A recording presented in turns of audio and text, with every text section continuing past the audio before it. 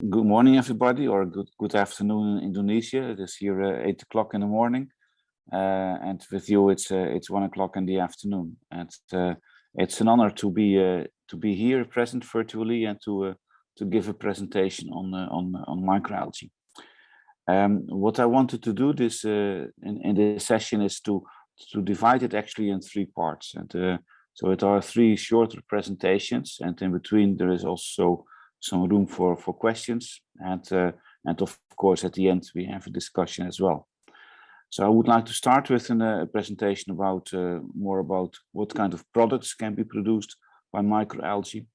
And in the second part I will talk about the technical economics of the production when you go to produce bulk products.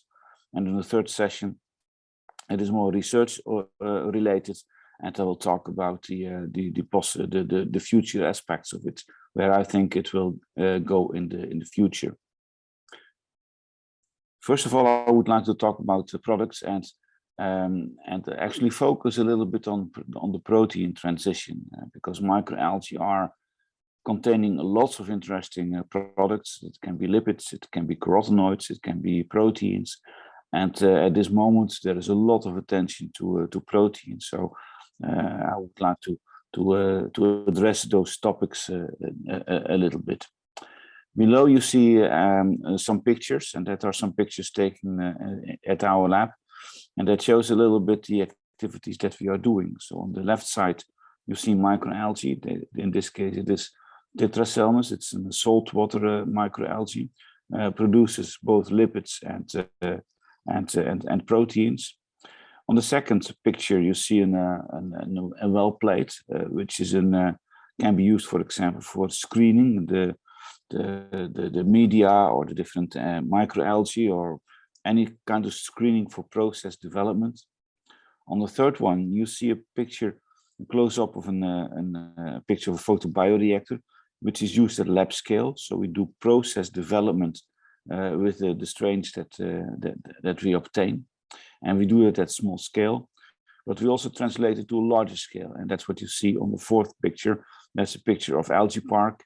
And Algae Park is in a pilot facility that we have here at Wageningen University. And it is meant to accelerate the transition from knowledge developed in the laboratory to larger scale, to make the industrial introduction easier. But first of all, let me explain a little bit about what microalgae are, because there is sometimes a confusion between the terms microalgae and macroalgae, or microalgae and seaweeds. So what we see here on the left side is a few pictures from microalgae, and the big difference with seaweeds is that they are unicellular and they are small. They are microorganisms. And there's a huge variability in those microorganisms. They can vary from cyanobacteria, so it can be prokaryotes, to eukaryotic organisms. Green algae, diatoms, dinoflagellates, it are all microalgae, and they contain different components. On the other hand, there are seaweeds or macroalgae, and macroalgae are very different. They are larger plants. They are multicellular and also contain different compounds. For example, microalgae are rich in proteins and lipids, and seaweeds are rich in polysaccharides, and that's a big difference. Of course, they can be grown both in seawater and microalgae as well in freshwater. So what are microalgae and where can we find them? It are, like I said, they are microscopic, and you could call them microscopic plants. There are many different sorts, and they all do photosynthesis. Well, that is not completely true. There are some microalgae that also do heterotrophic production, so they can make use of sugars, and they can be obtained from different sources. Of course, from the ocean, they can be obtained. There are lots of marine organisms, but you can also go to the more extreme environments. And presently we work, for example, with a microalgae called Galdieria, which is obtained from volcanic areas. It can grow down to pHs of 1 to 2. From lakes, from biofilms on rocks, but also in deserts and in snow, microalgae are found. So there are many different sorts, and depending of the origin of where we localize them, they produce different components, and they also can grow under different circumstances. What we usually do is we grow microalgae at a temperature of 25 to 30 degrees centigrade, and most microalgae that are commercialized are growing in that range.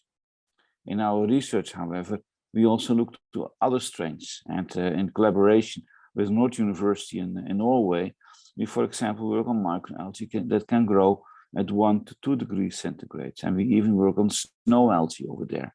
And also they grow under those circumstances pretty fast. And on the other hand, and that's a project that we are doing in Qatar, but also in Bonaire, in the Caribbean, we work on microalgae that can grow at higher temperatures. And I will talk about that later, what is the advantage of that. But they can grow at temperatures between 45 and 50 degrees centigrade. So the bioprospecting, the place where microalgae are coming from, is very important for the production process to develop, and it's also very important for the types of products that they are producing. So why microalgae? Microalgae are primary producers directly from sunlight, water, some basic nutrients, so nitrogen, phosphate, and CO2. They produce a product of interest. That product of interest can be a protein, it can be a lipid, it can be a carbohydrate. On the picture, you see a microalgae plant, and it's actually one of the indoor facilities that we have in Algae Park.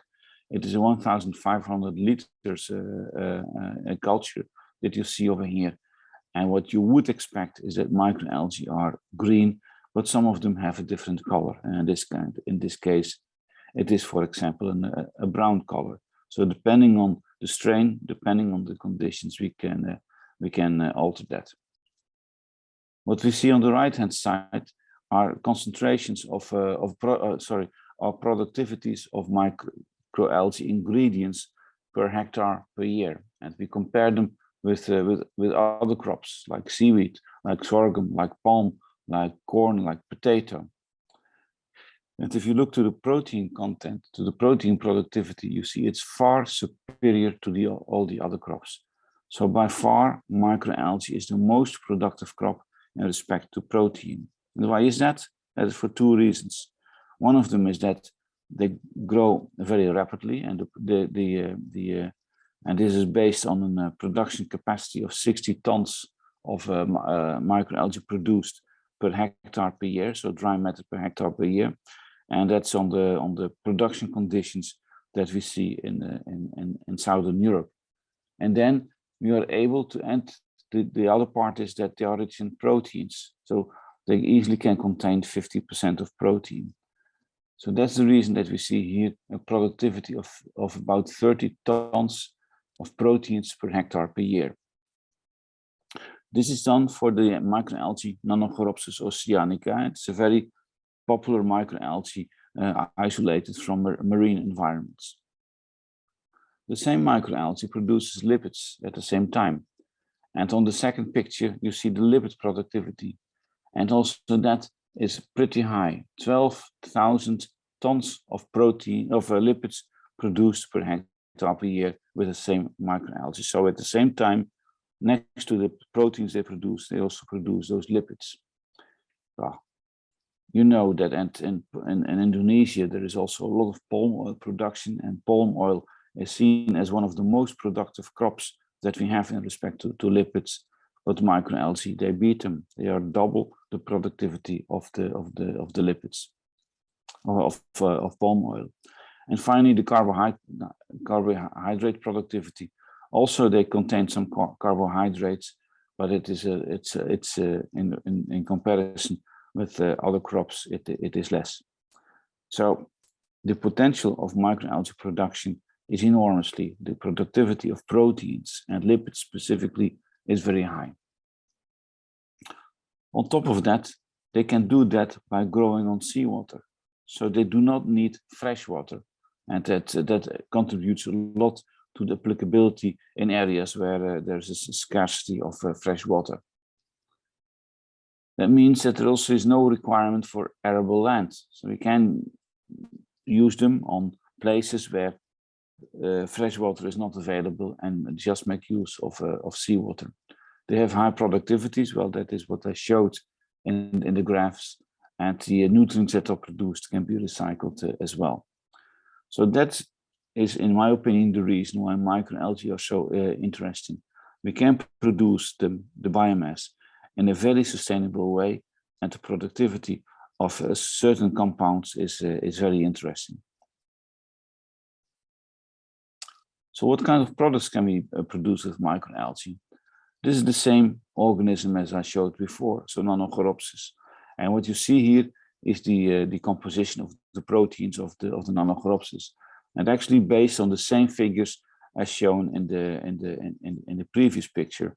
So Nanochoropsis consists out of 50% proteins, 20% lipids, 20% carbohydrates, and 3% pigments. Well, lots of microalgae are much richer in pigments. Nanochoropsis is relatively low in pigment concentration, and some 7% of ashes. So what can we produce with it? We can produce carbohydrates, pigments, proteins, and lipids. And as such, we can include them in various products that we now see on the shelf today.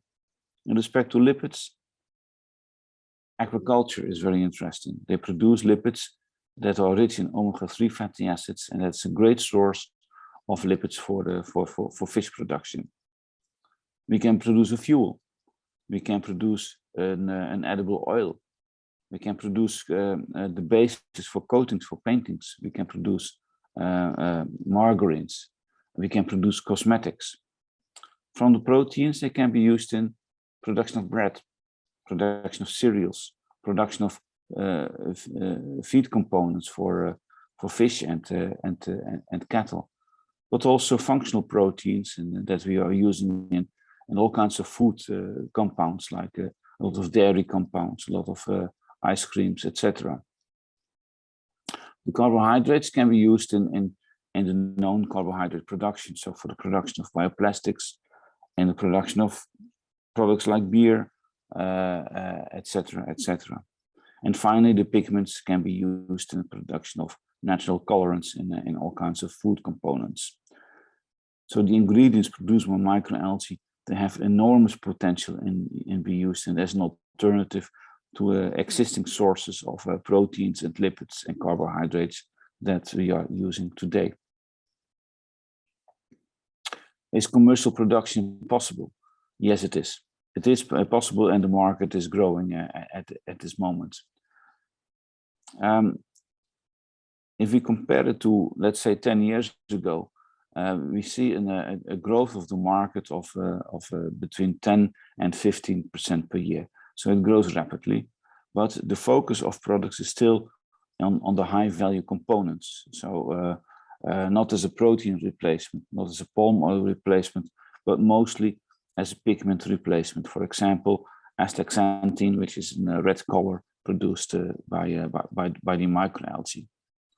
What we believe is that in the coming years, microalgae will also play an important role in the more bulky compounds, so as a palm oil replacement or as an animal protein replacement source.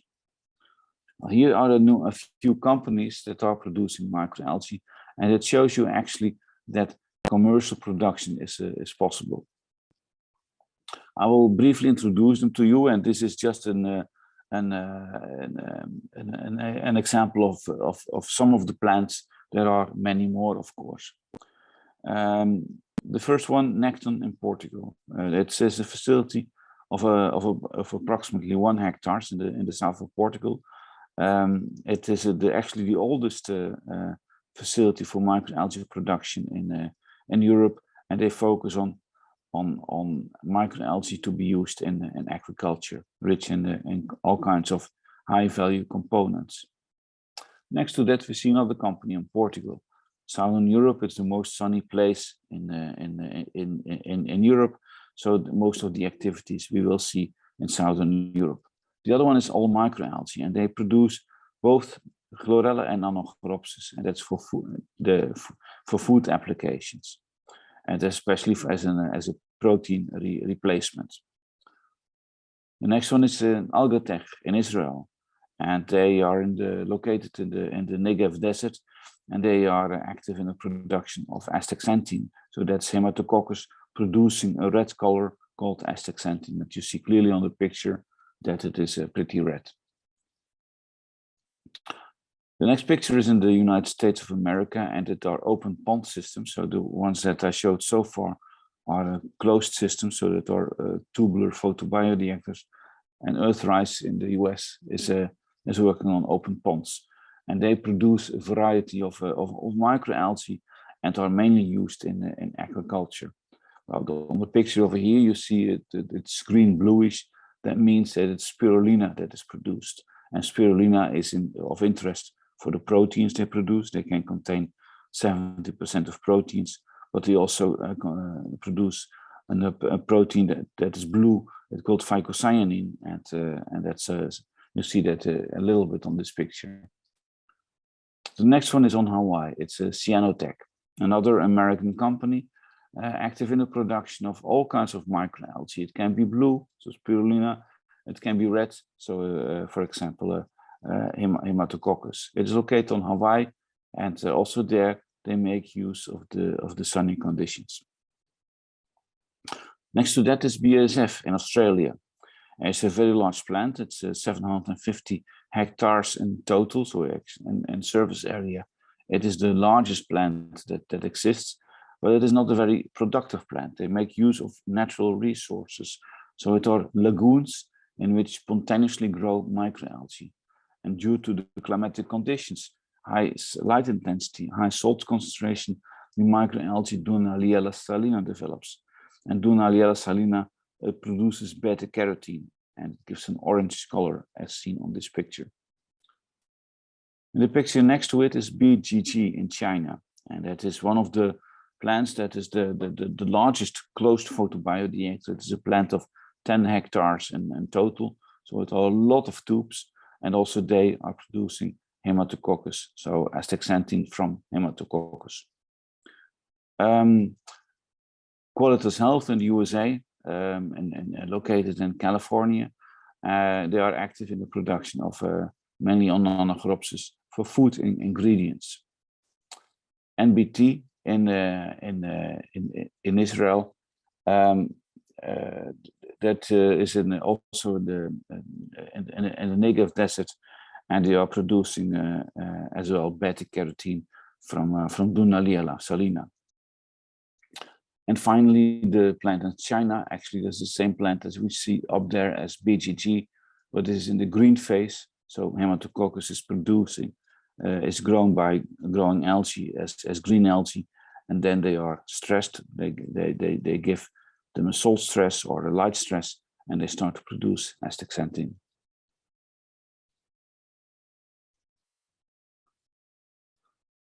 On the next picture, you see a close-up of the reactor at Necton, and I will focus in the rest of the presentation on phototrophic production outdoors. I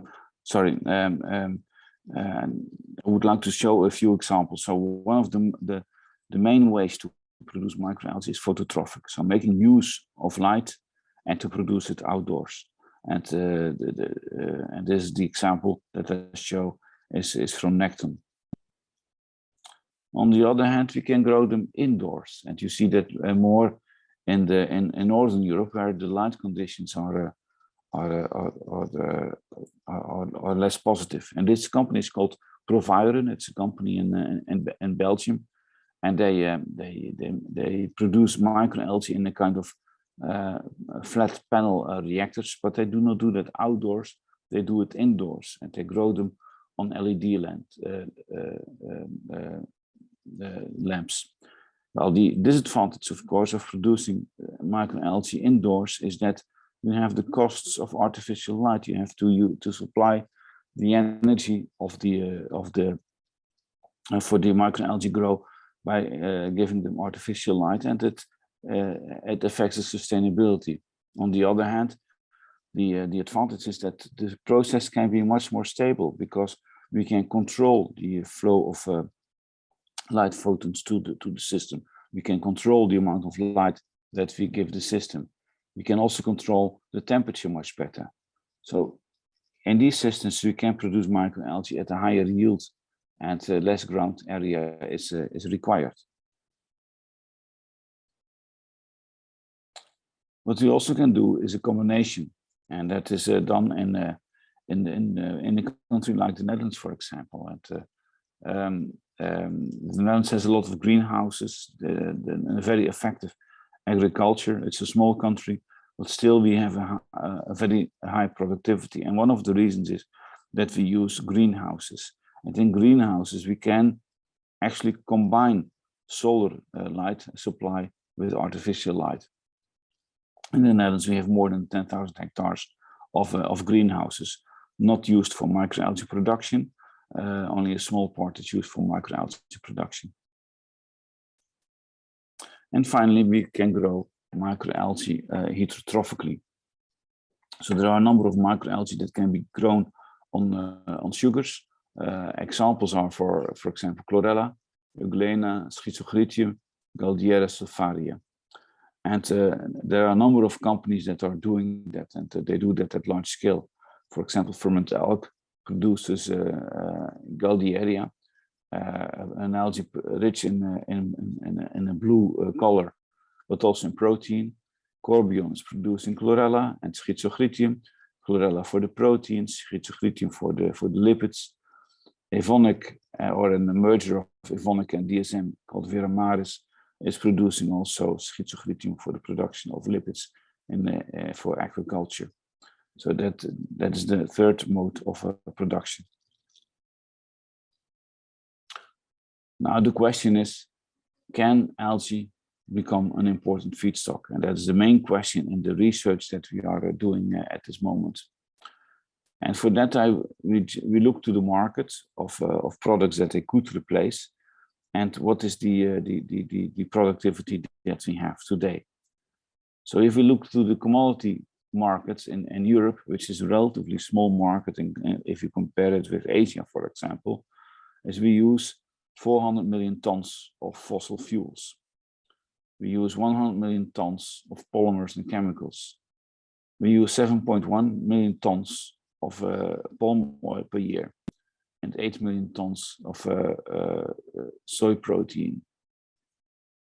If we simply look at the salmon industry in Norway, which is a leading industry, we use 0.17 million tons per year of fish oil, of fish meal, and 0.43 million tons per year of fish oil. Now, these are potential markets that can be, that would be interesting for microalgae. But if we compare that with the microalgae market today, we produce only 0.025 million tons of microalgae, and more than half of that is produced in China at this moment. So what you see is that there is still a huge gap to overcome, to be able to replace palm oil, soy, fish meal, fish oil by microalgae. I have to take a little bit of water. Excuse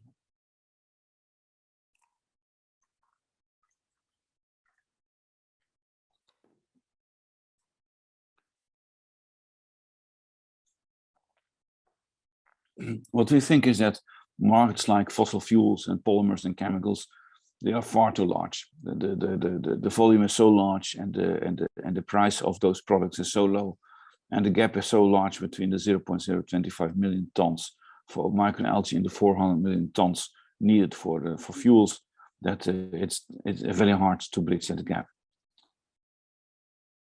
The first targets are in agriculture, fish oil, fish meal, but also we see large potential in replacing palm oil and soy. And that are the markets where we believe that in the coming years, microalgae will play a role.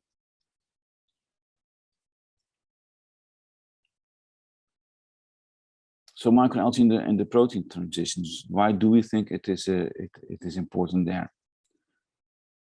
They have a high density in proteins. Up to 70% of the biomass can be proteins.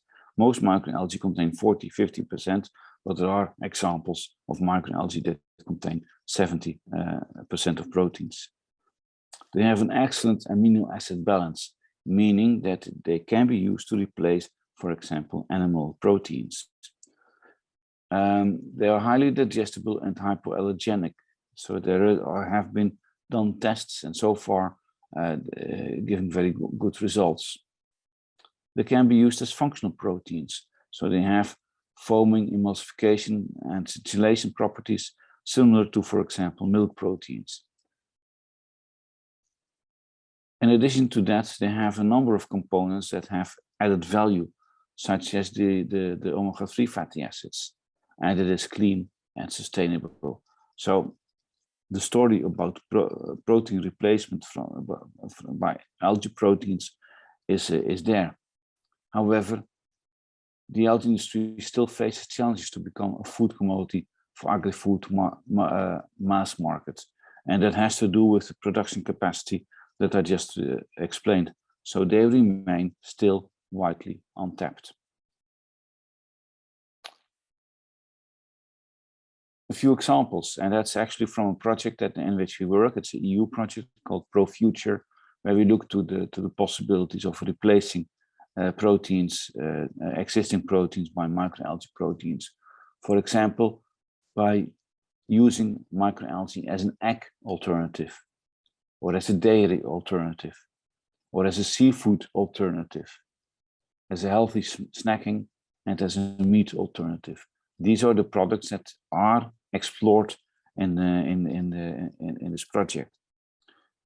Because in the development that we are doing, we should not only focus on improving the production technology, but also in the product development from microalgae, and that's what we're doing in Prof. And that's a collaboration between academia and industry to develop products from microalgae and to introduce them in the market. The market potential, feed and agriculture, also there are big examples. These are results from a study done by PricewaterhouseCoopers in Norway, and also from a number of collaborative projects. Magnificent in a bio-based economy project in Europe. Again, a sustainable agriculture project, also in Europe, and A2F, Algae to Future. It's a Norwegian project. What PricewaterhouseCoopers analyzed for Norway is that they expected, and the Norwegian government wants to stimulate algae agriculture production in Norway. Norway is already a leading country, but they expect to increase the productivity by a factor of 5 in 2050. And one of the main bottlenecks in producing that amount of aquaculture is the aquafeed available. There is an inventory in the industry, and 55.6% of the industry believes that microalgae will play an important role in that development. So it is believed that this will happen. Aquaculture is also interesting in respect to sustainability, because the conversion from proteins to in the feed to animal proteins is much more advantageous in fish and than in other animals. So they are looking to replacement of marine oil from krill, replacement of fish meal, and fish additives, beta-glucan and selenium.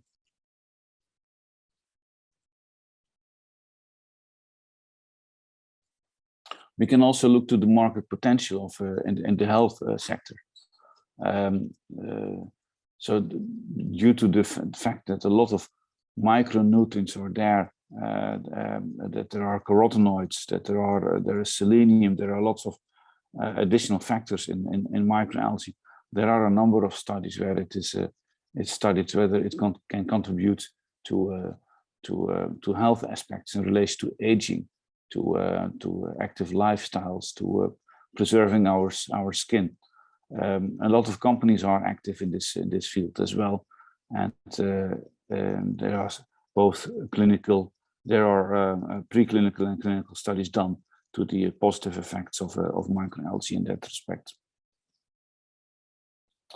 And the future applications, we also work on improving the genetics in microalgae and introducing certain genes to produce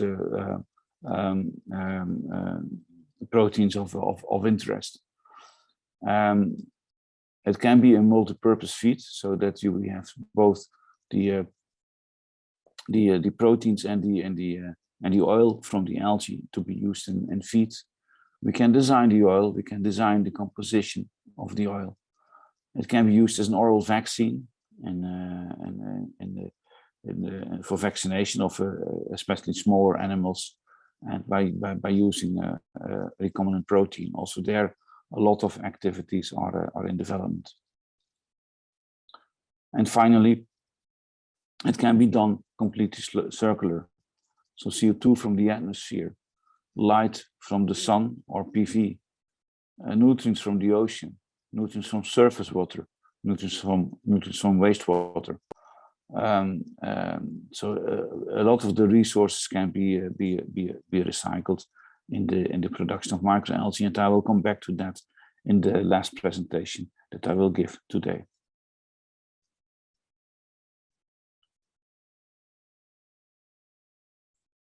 This part I will briefly introduce, because I will come back to that later, as the use of microalgae as in a circular economy. That's actually what we are doing at this moment in Bonaire. That's an island in the Caribbean, to develop a technology based on the use of local resources only, development of a standalone production, not making use of cooling, not connected to the electricity grid, use of sunlight, seawater, and CO2 from air, and to be modular. That is I will explain that in more detail later this morning. So industrial bio-based production for bulk products, is that a dream or is it a reality? Challenges to reduce the production cost for commodities, the product stability and supply. There is a limited number of species products listed as novel foods, so there are a number of limitations. What we try to do is in our research is to address a number of those bottlenecks. And the mission of our research is to develop sustainable processes for cost-effective conversion of sunlight into functional products by photosynthetic microorganisms. So it involves the development of industrial strains in respect of growth, product yield, robustness, strain selection and improvement to understand the metabolism.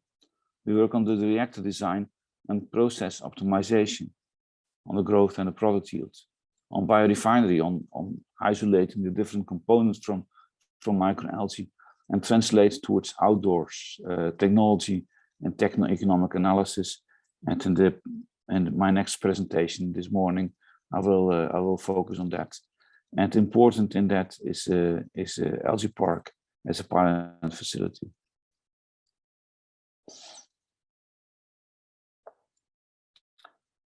It is also important to collaborate and collaborate between universities, university and industry, universities, industry, and development organizations. And this is done in a number of organizations. In the Netherlands, we have, for example, the microalgae platform, where it's a network of industry and academia, where we talk, where we determine the challenges, where we formulate missions where we communicate with the politics. In Belgium, it's the Vlaams Algen platform, and in Europe, it's the European Algae Biomass Association.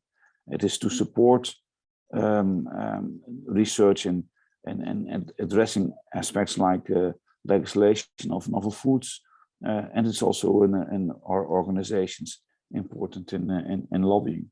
And I'm sure that in other continents also these things are happening. I mentioned already a few times Algae Park. Algae Park is in the facility that we have here in our university, and where we look at the possibility to translate in a fast way the things that we find on laboratory scale to pilot plant scale. We recently got a support from the government to expand the activities there, and we now host also startup companies, small companies that need certain facilities to develop their products. So there's more capacity for small and medium enterprises and startups in Algae Park, and that is something that we will grow in the coming years. So industrial bio-based production for bulk products, is it a dream or a reality? We do think it is complex. The potential is there, the productivity is there, the products are there, but there is still a gap between what we produce today and what is possible to be produced, and what are the market needs. The technology for reduction at scale can be done, but it's still expensive, of course, and it needs to be done step by step. It requires some time. The business concepts need to be developed to reach scale. We have to make more links between producers to industrial users, cooperative farming, franchising, but the development is a must to have a sustainable process development. And with this, I would like to close my first presentation. Maybe there are already some questions. And if there are, please address them now. And after that, I will go to the second part of the presentation. Good.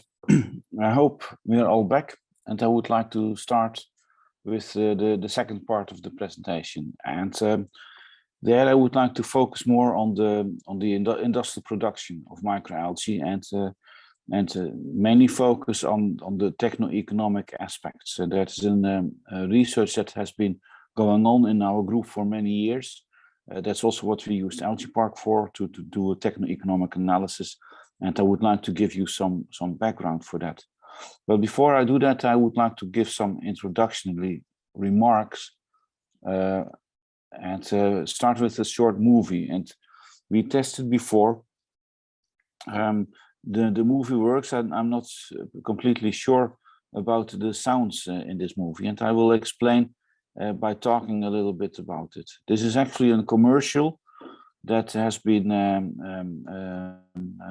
broadcasted by ExxonMobil a couple of years ago on the research on microalgae and the replacement of fuels. Well, the reason that I show you this movie is that there has been an enormous hype about the use of microalgae as a fuel replacement. As I explained in the beginning, is that microalgae are good lipid producers, and I also explained that it can be used to replace palm oil, for example. But there are a number of companies that go a step further than that and also would like to use it to replace fuels. Well, first of all, it is in principle possible, but the problem of fuels is that they are relatively cheap and the volume is enormous. Well, on the development of these fuels, a number of companies are working, and one of them is ExxonMobil, and this is actually the movie that they broadcasted.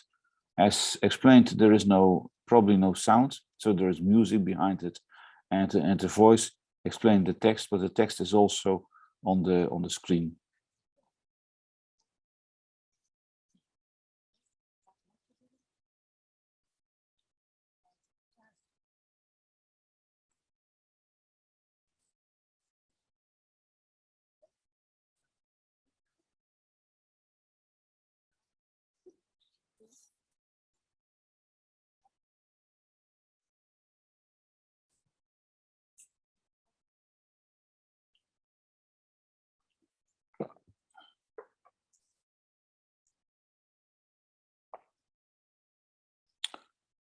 So that is a mission that they want to go through, but to replace the present fuel stocks will be an enormous challenge.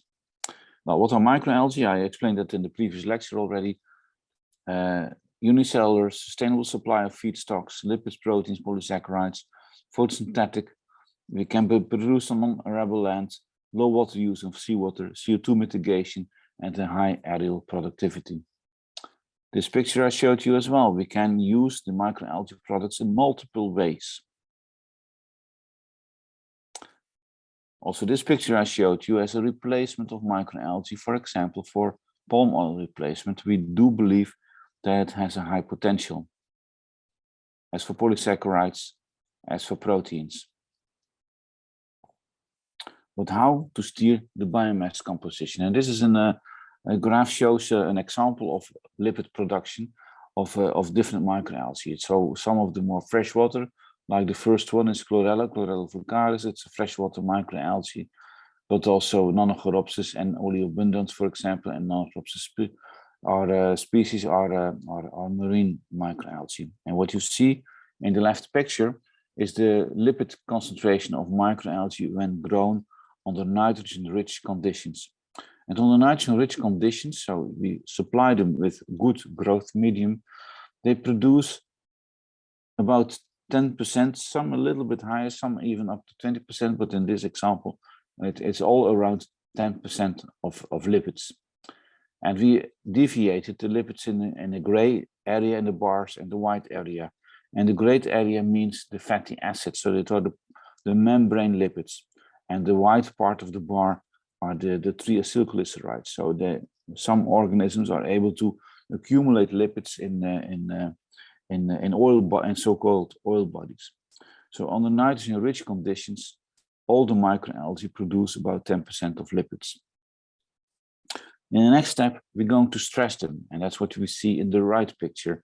We're going to deprivate them from nitrogen, so let them starve from nitrogen, so that they cannot produce proteins anymore, but they have to do something with that energy. And some of the microalgae, they start to produce lipids, others start to produce other compounds like starch, or do nothing and just are not good to accommodate that. Under those circumstances, you see that some of those microalgae are able to accumulate suddenly 40–45% of lipids, and not anymore in the membranes, but in oil bodies, so the white part of the graph. So Chlorella, Nanochoropsis, Serendesmus are good microalgae to produce larger quantities of lipids. And that is in this way we can, with the cultivation conditions, we can really steer the biomass composition. There's a picture I showed you before. Can algae replace the commodities of today? We do think that there is a big bottleneck. What we have tried to do in our research is to work on a long-term plan of doing that. And one of the things that we first did, and that is about 10–15 years ago, is to collaborate with industry to demonstrate that algal products have the quality to replace existing products.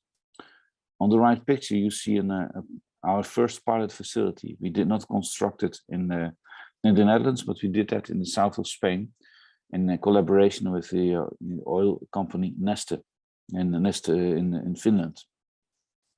And what we did over there is to produce microalgae to look whether they could develop some products out of it, because our thought was, well, we have to demonstrate at least that the products that we produce make sense before we start to optimize the product.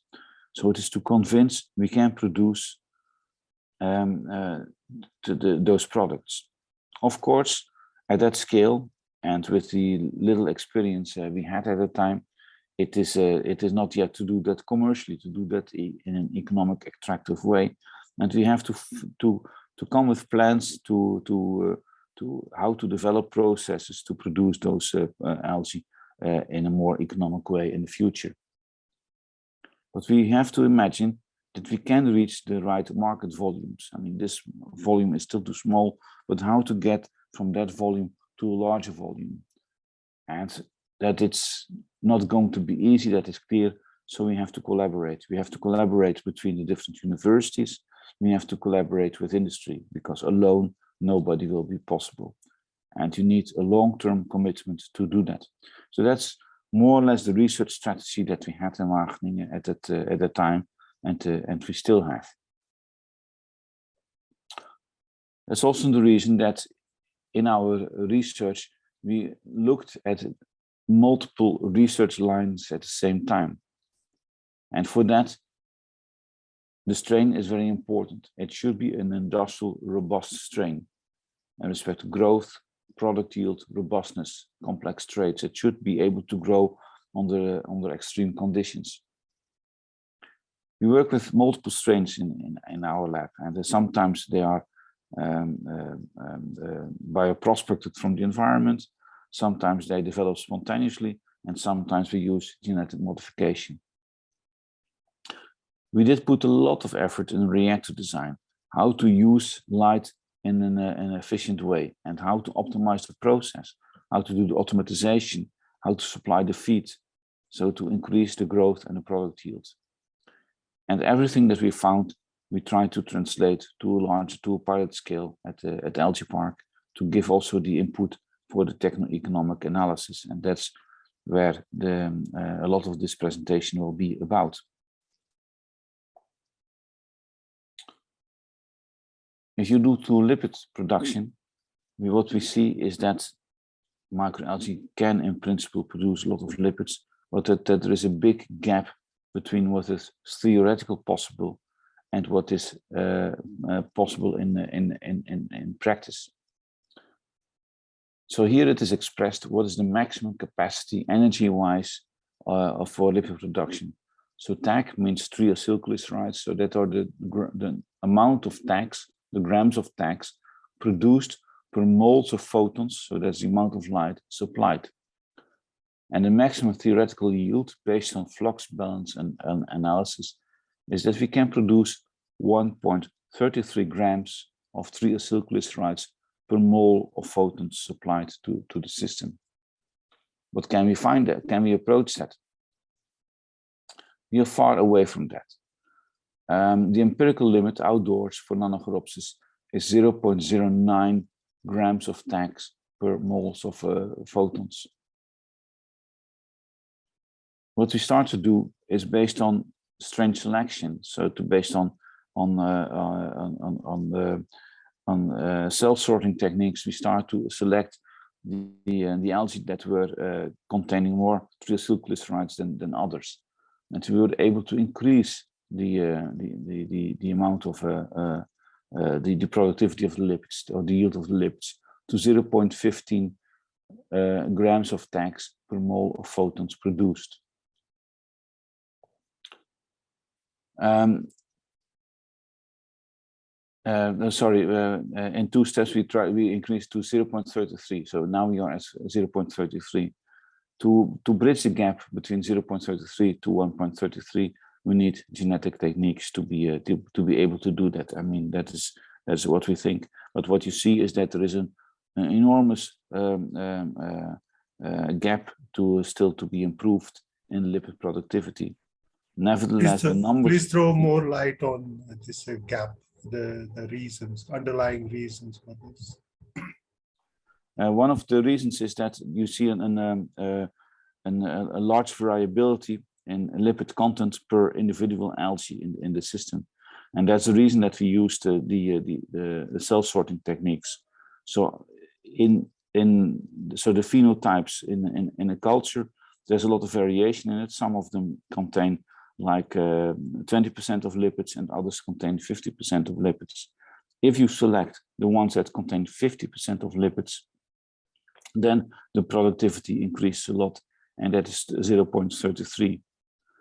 Another point of attention is during the stress period, the amount of light needs to be controlled. The ratio between light and biomass needs to reach a certain value, and it needs to be a relatively high value. and you see a lot of variation. For example, if you have a cloudy day, the productivity reduces a lot. And the last part is that that still a large part of the carbon goes to polysaccharides and not to lipids. So with genetic techniques, we also think we can improve there. So there are a number of aspects that still can be done. Some of them on the process level. So that's the ratio of light biomass, and some of them genetically, so that we can produce more oil instead of polysaccharides. Is that clear? Yes, sir. It's a bit clear. Yes. But I wonder that there is some risk associated with genetic engineering. Maybe you might be affecting the gene pool.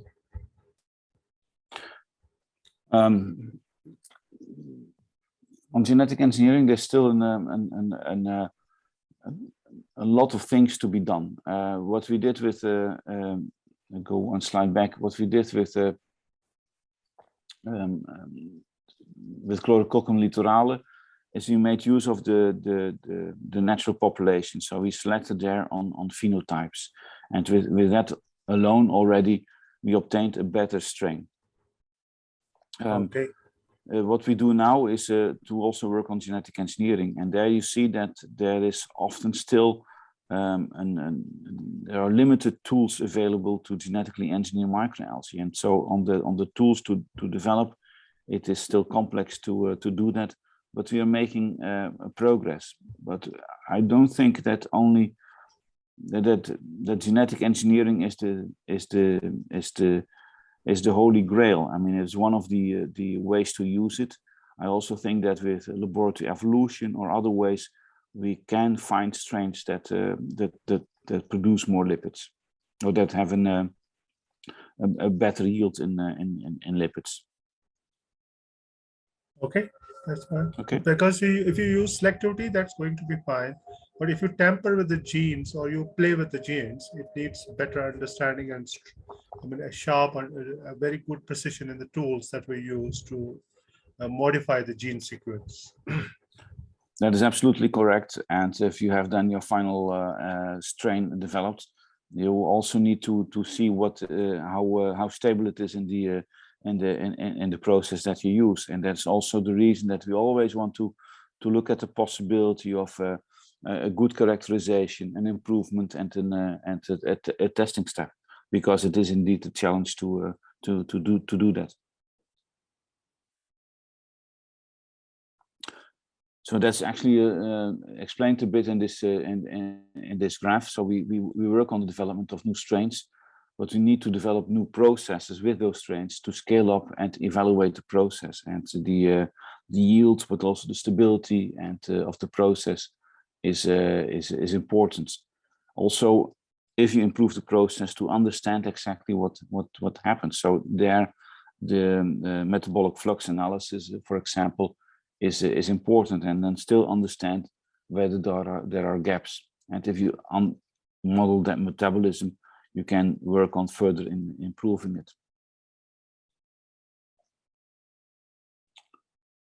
So these are a number of the tools that we use in our lab. So mutation and selection, breeding and sorting, directed evolution, forward genetics, gene editing, and reversed genetics. So we use basically all the tools that are present. There are many unknowns in the cell metabolism. We do not only focus on the product yield, but also on, for example, temperature tolerance, toxicity, the robustness of the strain. On the picture, you see a lab scale, two lab scale reactors that we have in our lab. They are the well-controlled reactors, flat panel reactors, and as they are now, they are running in the lipid production mode. And in those circumstances, you don't see a green algae, but they get really brown because of the high lipid content and the reduced chlorophyll content in these cases. This is the way that we looked at the possibility of cell sorting. So actually what we do is we give a tag, give a tag to the triglycerides so that we can detect them with a flow sorting device. We select the strains, grow the strains again in Erlenmeyer flasks, and repeat that process for a few times, and then look at the possibility of producing microalgae with a higher lipid content, and that was done successfully.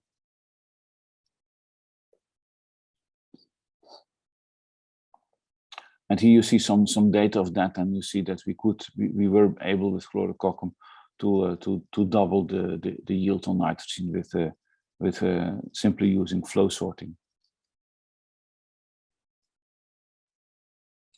We also worked on mutation, and for example with Synadesmus, we looked at the knockout of the genes to produce starch, and instead of starch, more lipids were produced. Well, the selection was mentioned, and the gene editing programs are presently in development.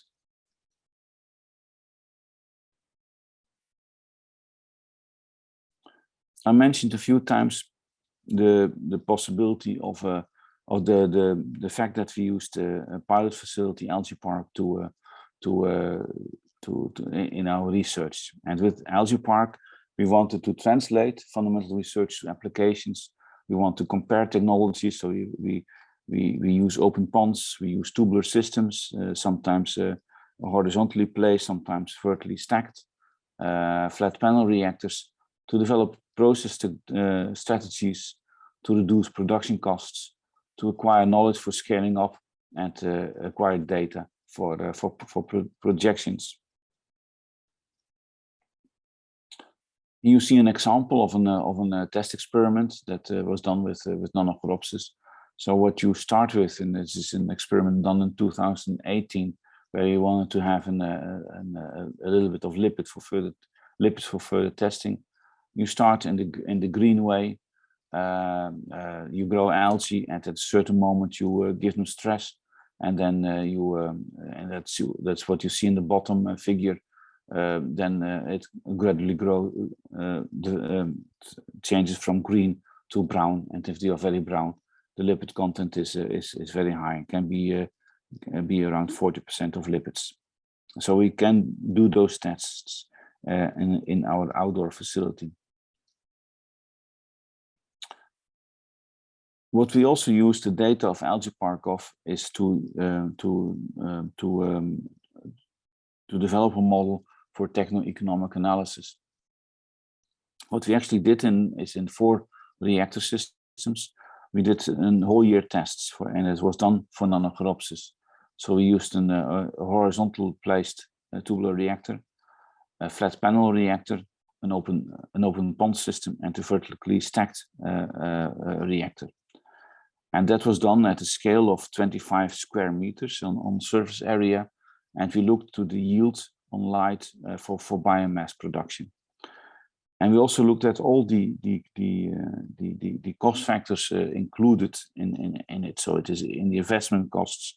We monitored the amount of labor, we monitored the amount of energy used per system, we monitored the number of times that we had to restart the system. So all the cost factors were included, and this was used to develop a techno-economic model. We did also do the extrapolation from the 25 square meter scale to a larger scale, to 1 hectare, to 10 hectares, to 100 hectares. And we looked to the possibility of using those systems in different locations in the world. So we looked at the possibility of doing it in the Netherlands, but also in Saudi Arabia, in the Canary Islands, Turkish Riviera, south of Spain, and Curaçao, and that's in the Caribbean. And the difference between those locations is not only the amount of light that there is, but it's also the cost of labor, the amount of taxes that you have to pay, the cost of the energy that you have to use. We did that in collaboration with 19 industrial companies that were part of the Algae Park project at that time. So we used their expertise in scaling up processes for the development of the techno-economic model.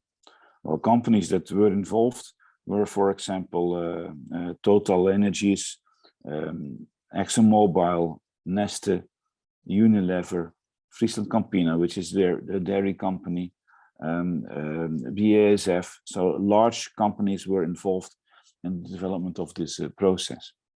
So what we did is we looked at different locations, we looked at different cultivation systems, we used the empirical data from algae park in respect to yields of biomass on light, and we looked at specific parameters. And what we obtained from that is the amount of the price per kilo, the cost per kilogram of dry biomass produced, up to a paste of biomass of 20% water. This gave us a lot of insight in what is the contribution of investments and in operational costs. And those models we also use to look at what is the sensitivity of the models to improvement. Where do we have to improve to really reduce the costs further? And that are the areas in development we have to focus on.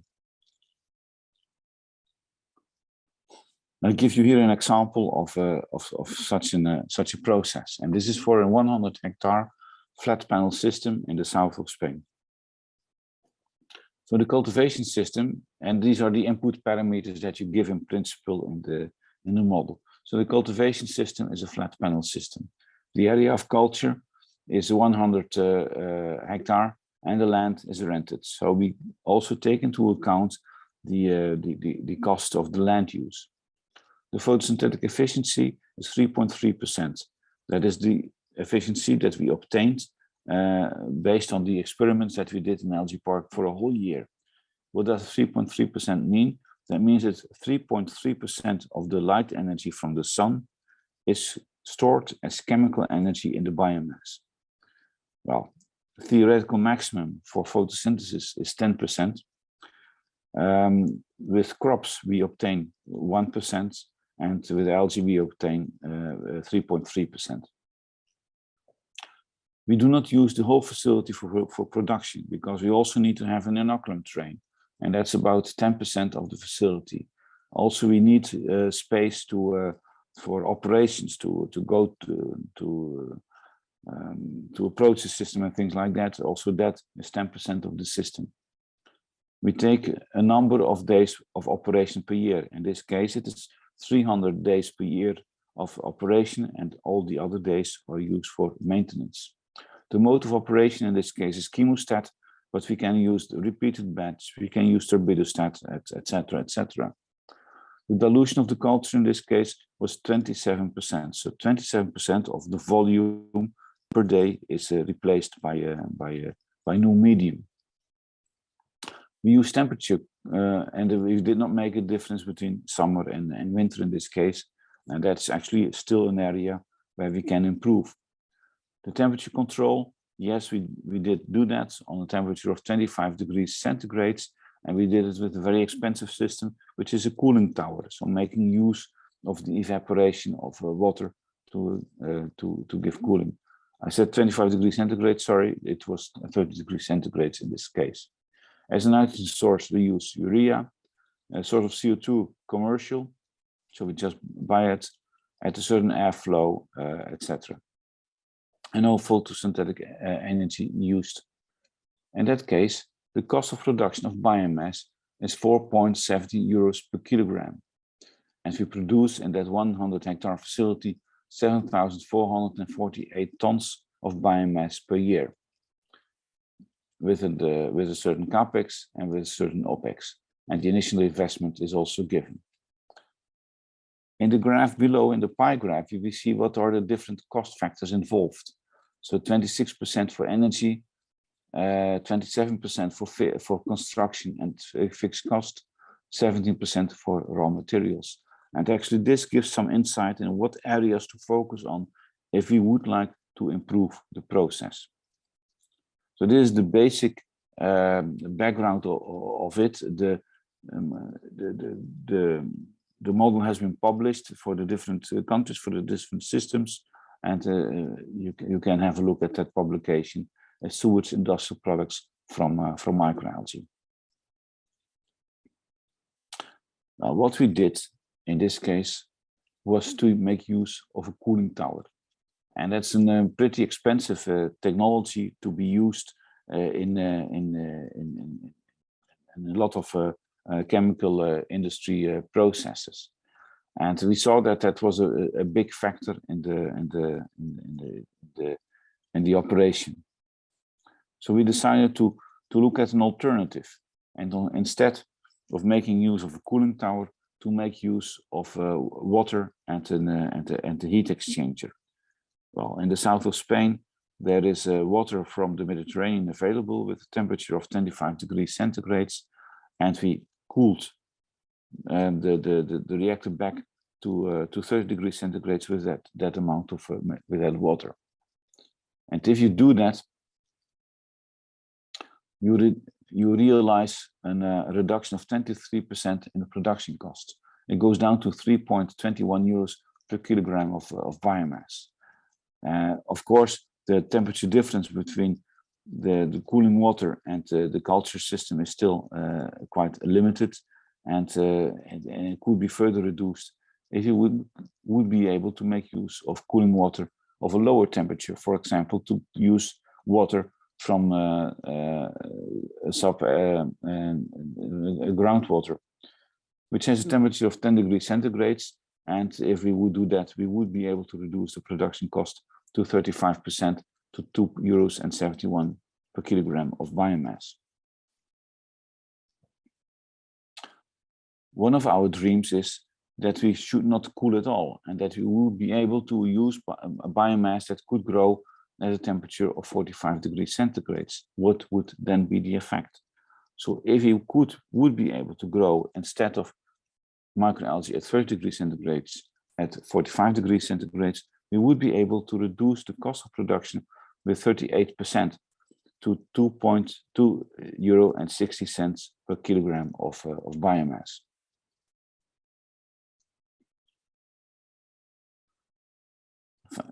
Another aspect is the photosynthetic efficiency. In Algae Park, we obtained a photosynthetic efficiency of 3.3%,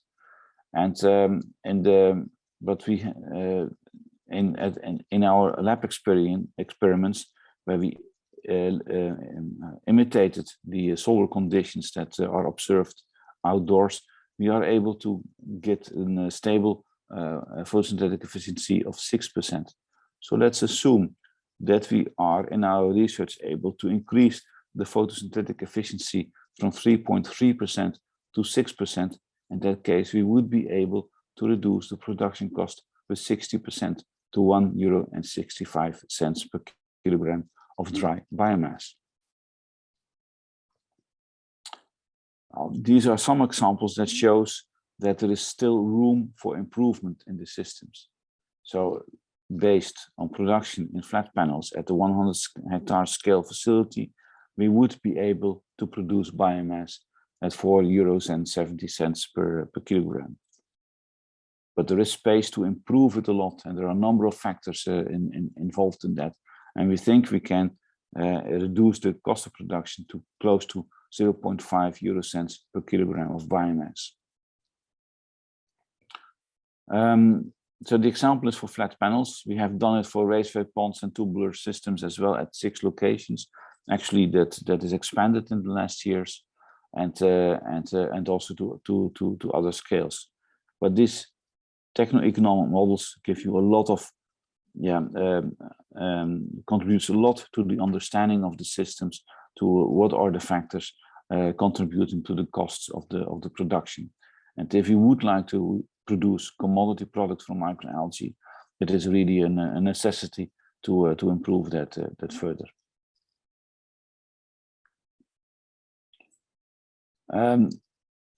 Well, one of the projects we worked on is in Miracles. It's another European project on the development of the cultivation of sea bream with Nanochoropsis, and we saw that it was successful to replace fish meal and fish oil by respectively 80% and 30% without having a negative effect on the quality of the fish. So in principle, it is possible to do that. As explained initially, there was a lot of attention to biofuels. I do think that also on the longer term, it is too expensive. There is a focus on high-value products, and it's important to have products with algae inside within the next 5 years. But please do not forget biofuels. I do think biofuels can be of importance, and especially for aviation fuels. Well, conclusions: we need a sustainable supply of bio-based feedstocks. The capacity for production is feasible. Only problem is the cost. There is a progress in the technology. There's a need for industrial strains. There's we need scale up as standalone production systems, and I do believe that the promises of microalgae will become true. Good. We are back, and I will now focus on in my last presentation about the visions of producing microalgae at really a large scale, and for that I believe that standalone production of microalgae is needed. And with standalone, I mean that we are independent of the electricity grid, that we are independent of nutrient resources that are imported, and that we can grow algae on surface water alone, and that we use CO2 from the air. So what are the perspectives of large-scale production? For the development of that, Algae Park pilot facility has been really important for us. So I explained to you in the previous presentation the development of the techno-economic model. I mean, that really gave us an insight of what are the economical, technological and economical bottlenecks in the process. And based on that, we start to develop other activities. So Algae Park has been very important for us. The photosynthetic efficiency reached was on sunlight, what I used in the previous model was 3.3%. We obtained maximum 4.1%. It gave us the background to design a large-scale production facility, and we did put there a lot of focus on automatization. Actually, in the operation of the facilities, we really count the minutes per day an operator works on it, because labor cost is of importance as well. The data we use for techno-economic model. What I have to do is to acknowledge the companies that were involved in the development of that model. They all gave an important input, and BASF, for example, is a large company, and they can provide a lot of input on how to develop industrial processes. BioOils is a Spanish company that works on the biofuel production from bio-oils. There are some smaller companies involved, like Celulac and Driewilge, who are pioneers. DSM was involved also for their industrial expertise, very important. ExxonMobil, GEA Westphalia on the separation technology for harvesting, Helier for product development, Neste Oil, Nijha's water technology is related to the use of wastewater, Park as well, and they helped us with the construction of the plants. Proviron, I mentioned them before, is a producer of microalgae, but also a chemical company. Roquette and their activities in the field of agro-food. Sabic, as mentioned, also for the large scale production. Simris, smaller scale production. Suriname Staatsoil, that is a fuel company again. Synthetic genomics, of the importance for using genetic engineering, Total Energy, and finally Unilever. We had the second project related to that, and that's called Algae Park Biorefinery, and that's we wanted to make use of all the components that are present in the algae. So both make use of the oil and the proteins. So to fractionate all the components in a sustainable way, and to maintain their functionality so that you have the highest value out of that at a low energy input. Also there we had 11 companies involved in the development, BASF again, and in this case it was mainly related to the use of CO2. Bodek, agro-food related company, Cellulac, also agro-food, DSM, Diadic for enzymatic treatment, Evoldus for separation, EWOS, Geo-Westphalia for separation, Post Biosciences for biorefinery, Total, and WAP is for bead milling for disrupting the cell wall from algae. The use of use of genetically modified microalgae at industrial scale, we're able to do that as well. We have at lab scale, we can do it, and we also can test it at 1,500 liter scale at a test facility at Algae Park. We have the permits to be able to work with genetically modified microalgae. To expand to commercial scale, also that is within reach. In the Magnificent project, for example, we worked with several companies that are commercial producers of microalgae. For example, All Microalgae is a facility that produces microalgae at a scale larger than 1 hectares, and also have the processing facilities available. So there is a possibility to go far beyond pilot scale and to go to commercial production. What I would like to focus on is say a few more words on the products to be produced and relate to the proteins and the oils, and then focus on industrial production. Is that a reality or is that a dream? Can we replace palm oil? So can we develop a standalone technology? For that, bioprospecting and laboratory evolution towards industrial strains is of importance. So we do not work on genetically modified organisms there, but we use a natural way to do it.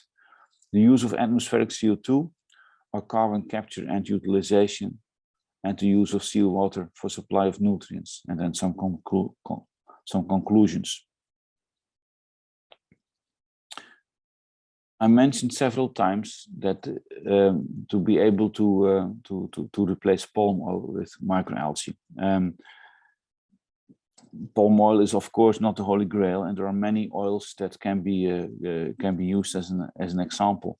But we get often the question, if we work on those projects, is whether the composition of the fatty acids produced by microalgae is comparable to the ones of palm oil, and not only palm oil, but also palm kernel is there of importance. What you see here is the fatty acid composition of palm oil in comparison with different microalgae. So palm oil is the red bars. Is rich in C16.0 and C18.1.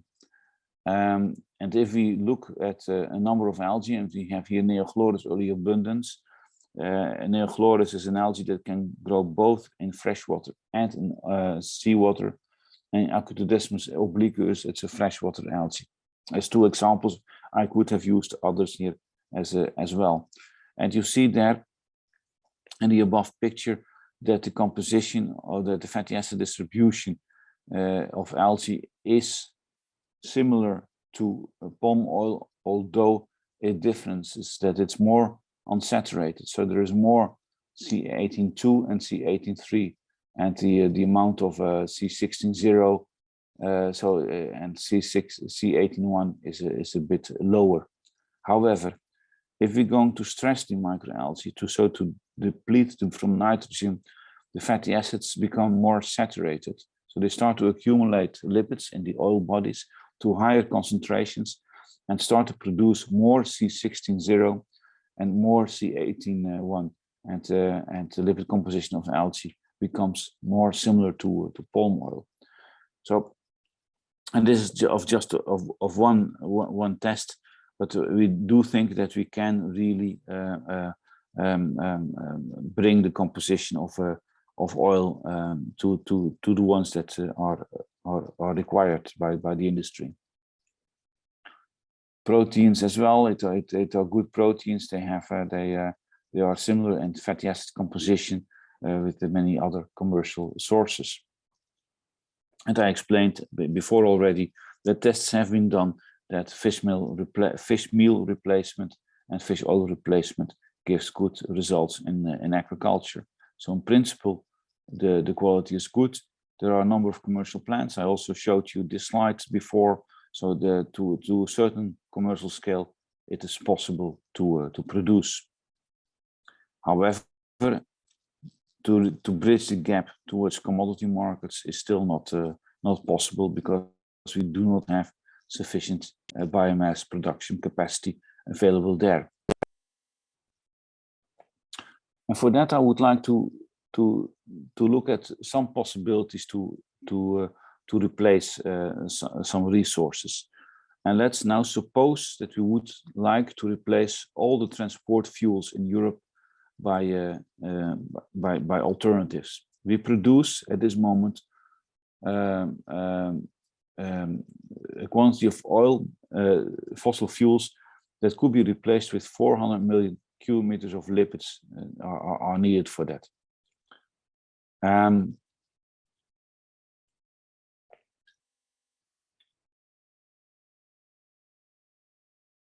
Well, and one of the alternatives could be palm oil. If we would do that at a production capacity of 6,000 liters per hectare per year, we would need an area of 166.7 million hectares of palm oil.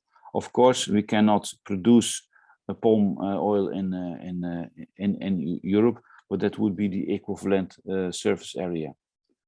And for that, we would need 166.7 million hectares of surface area, and that's equivalent to the surface area of Italy, plus Poland, plus Estonia.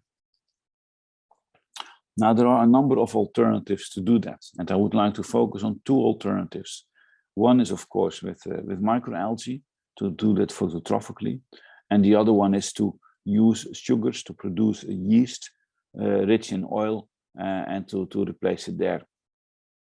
And for those sugars, we will use sugars from sugar beet produced in Europe.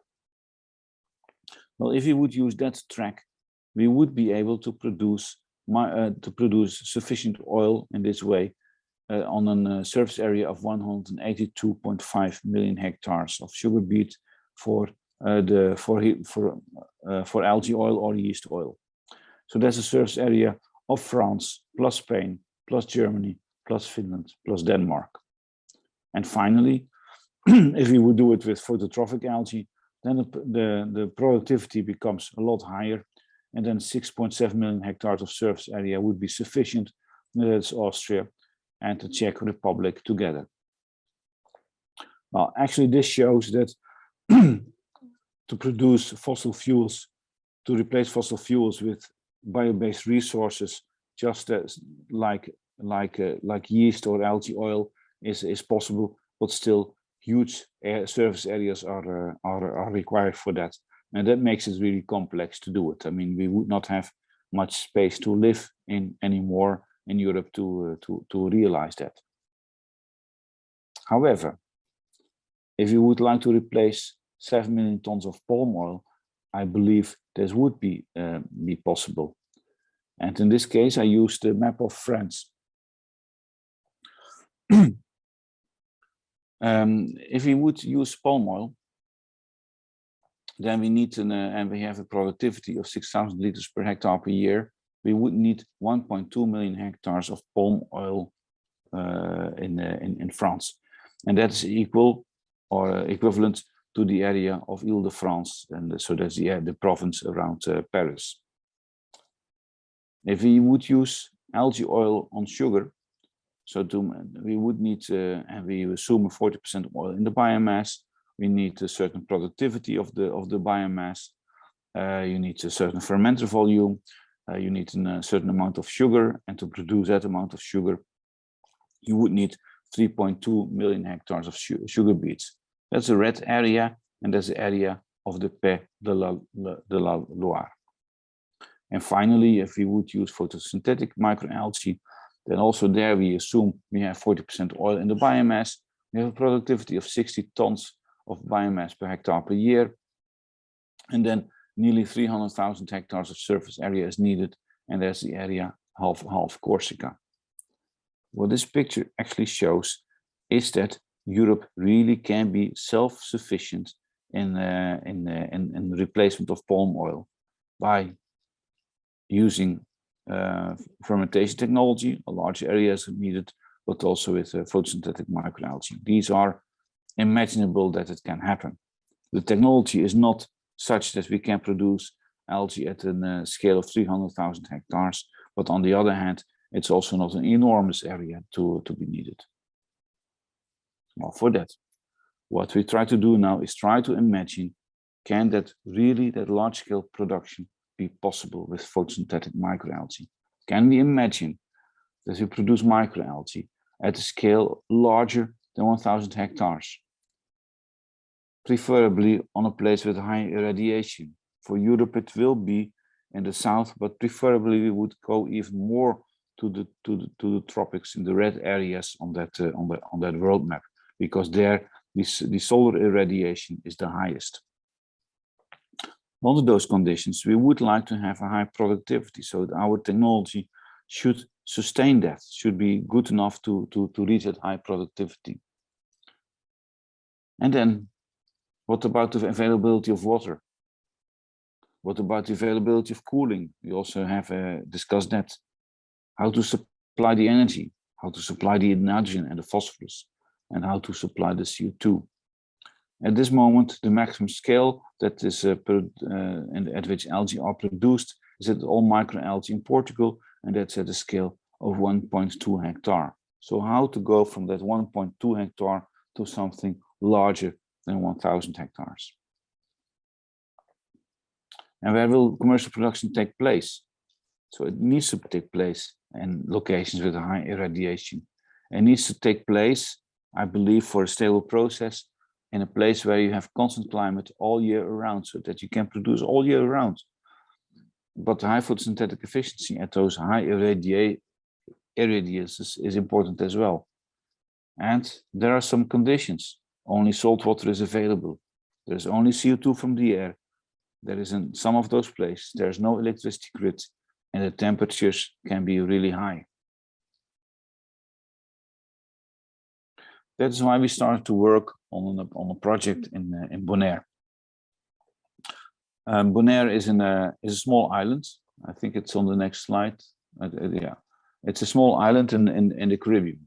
And what we want to develop there is a standalone algae production on that island, and where it is located, I will explain in a minute. It is a system not making use of active cooling. It will not be connected to the electricity grid.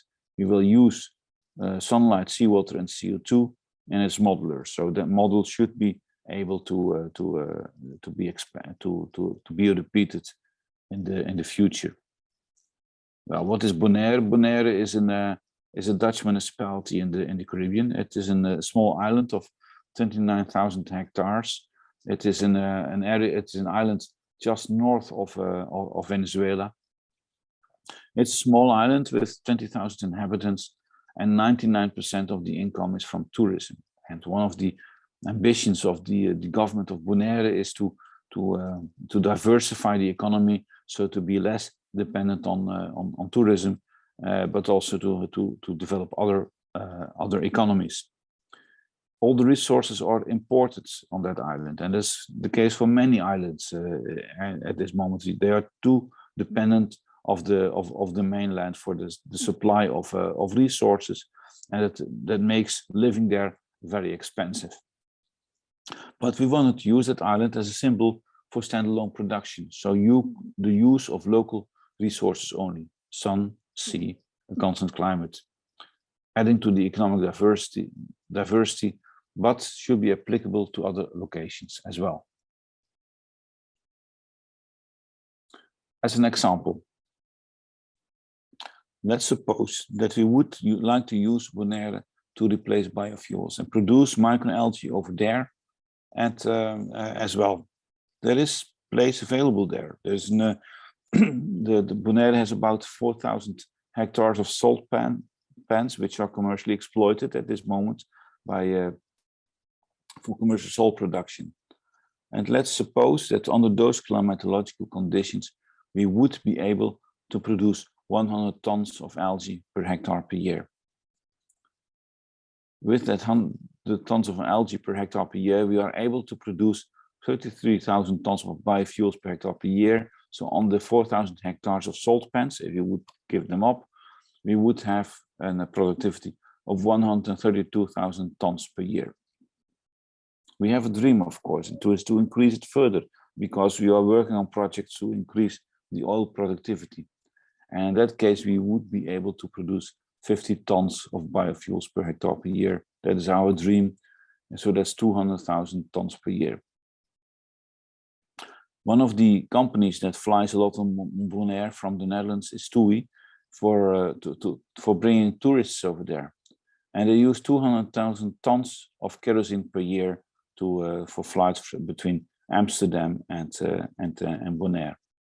Well, if you would be able to do that, to produce 200,000 tons on that 4,000 hectares, we would have sufficient fuel to do 2,136 return flights to Bonaire from Amsterdam to Bonaire per year. So basically, what the message is okay, you need a lot of surface area, but it is something that is at least imaginable that can be realized. Aquafeed. Norway produced 1.24 million tons of salmon and used for that 1.42 million tons of feed with 9% fish oil and 12% of fish meal. If you would substitute that with microalgae, the need would be 600,000 tons, 170,000 tons for fish meal and 430,000 tons for algae, for fish oil. The productivity assumed to be 100 tons per hectare per year, and the surface area needed for that is 6,000 hectares.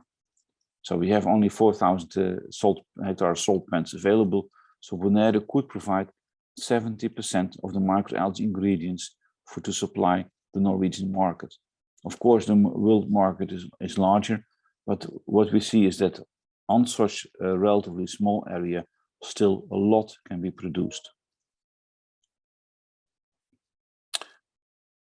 When we started our project, we started in a very simple way, and we looked at the possibility of producing microalgae without cooling at all. And for that, we started to bioprospect. So we start to isolate microalgae from marine biotopes where the temperatures are high. So we used shallow areas of water. We isolated algae from there. We start up reactors at a small scale with desired conditions, so at a high temperature and high light intensity. And we looked at which microalgae survived there. We characterize it, we grow and analyze the composition, and we try to push the limits a little bit further by increasing the temperature gradually, so that we look at the possibility of evolution and study the physiology and metabolism. So on that island, we sampled different locations, so selection of locations, high temperature and water, if there's a visible coloration of the water or biofilms available over there. And we tested and we selected 20 locations around the island to sample. Then you get a mixture of cultures with a mixed composition, and we looked at the isolation of temperature-tolerant microalgae from those mixed cultures. We grew them in Erlenmeyers at 40 degrees centigrade on the day-night cycles, and only the fastest growing strains will remain. In this case, it were Picochlorem, it's a very small microalgae, Tetraselmis, and Gatelerenima. There are a few examples of microalgae that would be able to grow under those temperatures. We looked at the growth rate of different strains, and the temperatures varying from 20 to 45 degrees centigrade. And then you see that there are a number of microalgae able to grow at really high temperatures.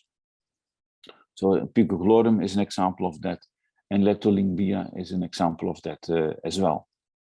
well, a similar program we did in Qatar, and there also Liptolingia was coming up. It's a cyanobacteria and picochlorem. We decided to work with picochlorem as we wanted to work with an eukaryotic algae. And we brought that microalgae into a process of laboratory evolution. So what you do in a process of laboratory evolution is to try to push the boundaries of the algae by growing it at a certain temperature. And we started at 45 degrees centigrade, or we started at 40 degrees centigrade until you have a stable culture. And if you have a stable culture, you increase the temperature. In this case, we increased it to 45 degrees centigrade, and then you see an immediate drop in growth rate, but it recovers. After that, you increase it further, and in this case to 47 degrees centigrade. But step by step, we increased the temperature of the culture up to a temperature of 48 degrees centigrade, or if 49 we even used. So with that, we obtained a culture that was stable in growing algae. And with that algae, we took back to Bonaire. We used a flat panel system, and we had a system with no temperature control. And in those systems, we got a very high productivity of algae without using any cooling at all. Now that is related to the productivity without using of cooling. I would like to address a few more things, and one of those things is the supply of CO2, because CO2 is everywhere present, but not in a high concentration. So we wanted to look at the possibility of using CO2 directly from the air.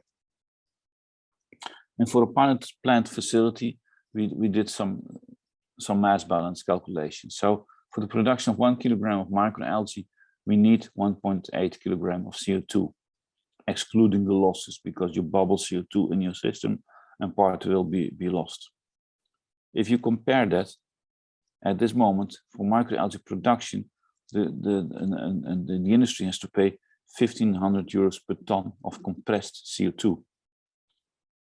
That concentration of CO2 is often not available at the rural locations used for microalgae cultivation. And so the most abundant source of CO2 is from the atmosphere, but there the concentration is low.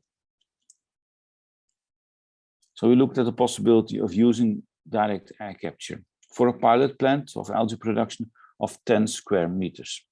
The maximum productivity that we obtained in Bonaire is relatively high. It is 25 grams per square meter per day. So the total amount of biomass produced per day is 0.25 kilogram. And for that, the required CO2 capacity, fixation capacity, should be 0.45 kilograms per day. Well, the yield from of CO2 transfer from gas to liquid will not be 100%, and we assumed that 25% of the CO2 sparged into the system is absorbed by microalgae, so 75% is lost. So the CO2 supply rate needs to be 1.8 kilograms per day. CO2 concentration in the air is 405 ppm.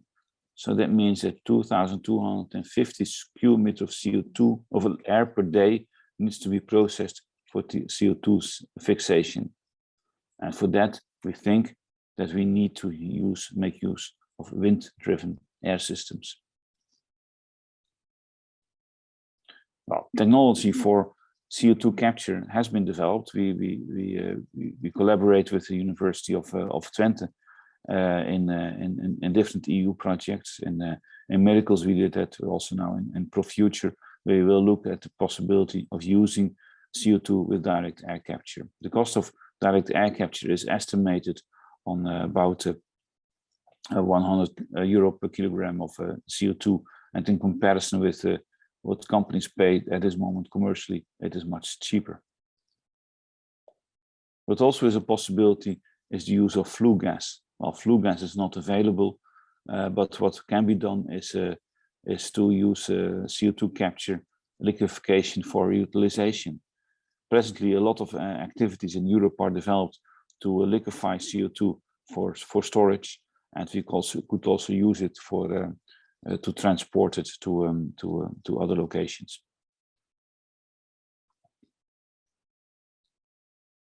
An example of such a project is the Northern Light project, where cement companies and oil refinery companies fix their CO2, liquefy it, and use it for underground storage. And the idea would be to use part of that liquefied CO2 transported to locations where the algae can be produced. So both direct air capture of CO2 and CCUS would be interesting options to explore. Finally, the supply of nutrients. The nutrient crisis that we have worldwide at this moment is because of the fact that N and P are used in agriculture, and part is going to the plants, but also a large part is not going to the plants at all. It will erode from the soil. It will arrive in the water bodies and finally in the ocean. And fertilizer requires a lot of energy to make, and P fertilizers deplete, and finally they accumulate in the ocean. Now the question is, can we make direct use of N and P from the ocean? The nitrogen concentration in the ocean, in the deep ocean layers, is 0.04 millimoles per liter of nitrogen, and phosphorus is 0.01 millimoles of phosphorus per liter. Algae contain 10% of nitrogen and 1% of phosphorus. In a high rate algae cultivation system, 25 grams per square meter per day are needed. A photobioreactor with a specific surface area of 50 square meters per kilometer, you need 322 liters of seawater to produce 1 grams of microalgae to supply sufficient nitrogen and phosphorus. So we have to decouple liquid retention time in the photobioreactor. And for one thing to be used for that is to have to retain the biomass in the reactor. So to immobilize the biomass in the reactor, and to quickly and to work with short hydraulic retention times. Well, we developed a process with photogranules where algae spontaneously form flocks or form granules that can be retained in the reactor. And we would have to work then with a retention time of 3.5 minutes. Well, that is very short. On the other hand, previous studies on immobilization of bacteria have shown that we can reach those short retention times.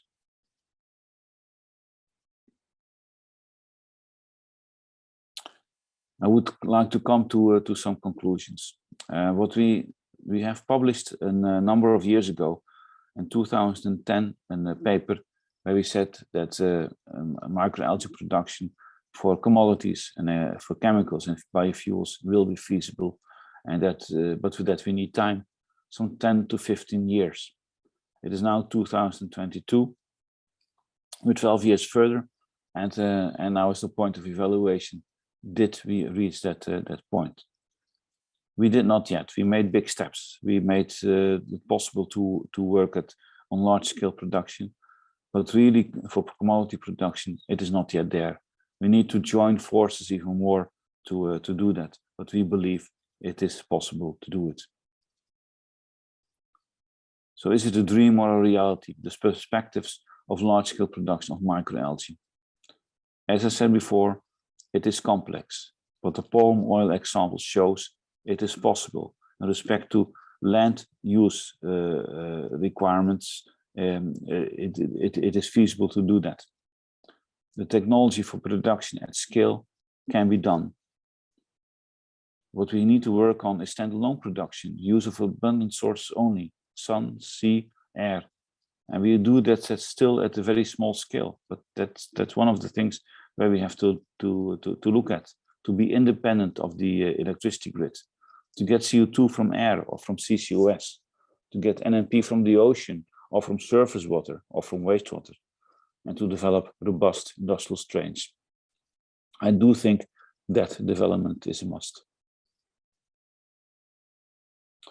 And with that, I would like to close. What I have tried to do today is to show you something about the diversity of the products. I also want to show you the areas of research that are going on and that large-scale production is presently taking place. But that for commodity production, still a number of steps that have to be taken, and but that they are, in my opinion, within reach. And with that, I would like to close and thank you for your attention. Thank you.